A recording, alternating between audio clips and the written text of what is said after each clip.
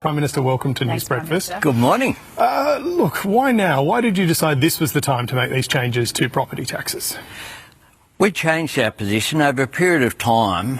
We've thrown everything at the housing market.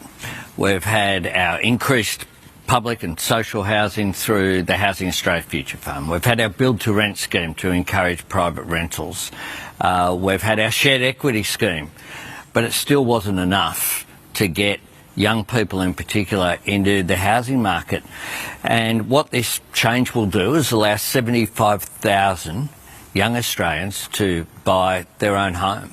The Australian dream of owning your own home is something that was increasingly disappearing, and importantly, that creates social dislocation. If you have two classes of people, homeowners and non-homeowners, permanently shut out of the housing market, then that doesn't do anything for social cohesion. So we wanted young people to have a crack. We were convinced that this was the right thing to do. We made sure as well, could we do it in a way that protected existing investors? Yes, we have, by grandfathering the negative gearing. And I think the principle is pretty clear, which is you can still negatively gear a property. The difference between the change in the system when it comes in is, as well as being able to invest in an investment property to help yourself and your future income and wealth, you'll be helping the nation if you invest in a new home rather than an existing home that's already there. Well, let's talk about that grandfathering. We spoke to a young woman earlier. She's looking ahead to her future.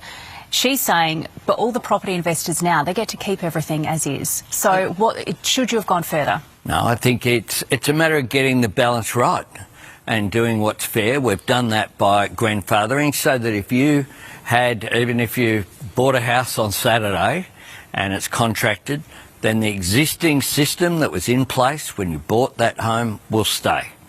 The difference is, going forward, it will change the balance so that that young person you spoke about, when they go to an auction and trying to buy their own home, instead of competing with investors as well as other home buyers, that won't occur. And that levels the playing field a bit, because at the moment, so many stories, not just of young people, but of their parents and grandparents, will say that my daughter or son went along to an auction and they're competing with someone who has an advantage because the tax system's going to help them be able to bid higher, because that just leads to a higher deduction. You're undoing with capital gains tax something that John Howard did a long time ago. I know you were in Parliament then.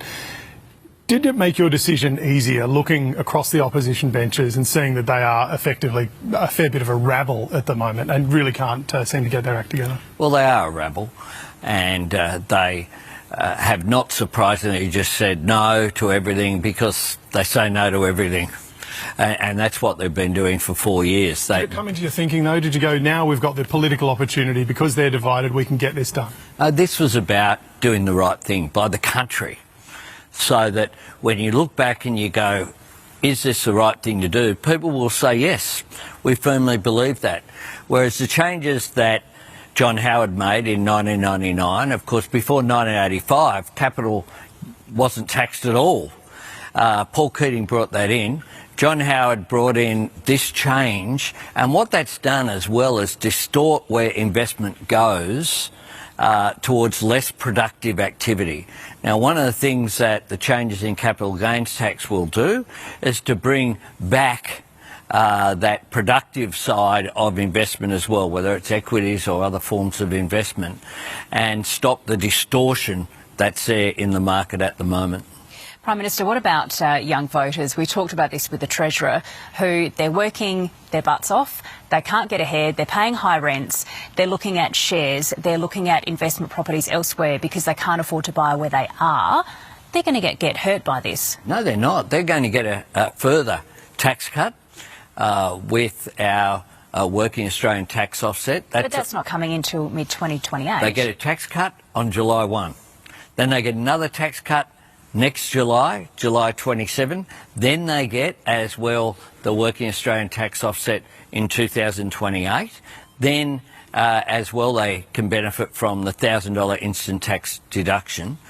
So they have all of these benefits, and importantly, any of the tax changes, we're putting every single dollar back into reducing people's taxes, and deliberately, by changing that first tax rate, marginal tax rate, it's aimed at low and middle income earners. It will particularly benefit young people and women in the workforce as well. Ahead of the next election, have you left yourself space for bigger income tax cuts? That's been something that's been discussed in your party since the 2019 election loss, that if you change something like this, you've got to give voters something big back. Well, we are giving them every single dollar back from these changes across the forward estimates. Let's get through this budget. To be frank, it's just the morning after. So you can ask me about next year's budget in the lead up to it. And I look forward to coming on ABC Breakfast and doing that.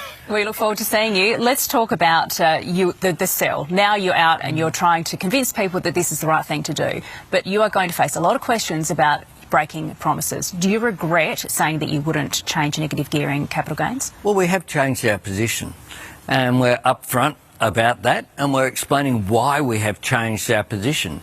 Yeah, in the last term we did change our position on stage 3 of the tax cuts because of the cost of living changes. We're changing these measures, but making sure we're doing it in a way that protects people, existing investors, with their existing investments that are in place. We changed fuel excise as well. You might recall during the last election that was a big issue. We said we wouldn't change it. We did, in response to what was going on in the Middle East. What this is about is simply saying we're in a position as a government, can we, knowing that the Australian dream of owning your own home was drifting away for younger Australians, could we sit back and say, no, we're going to kick that can down the road again?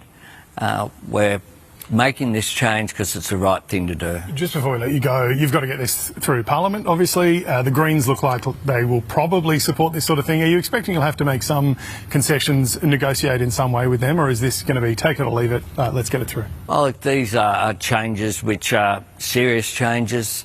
I think they're in the national interest.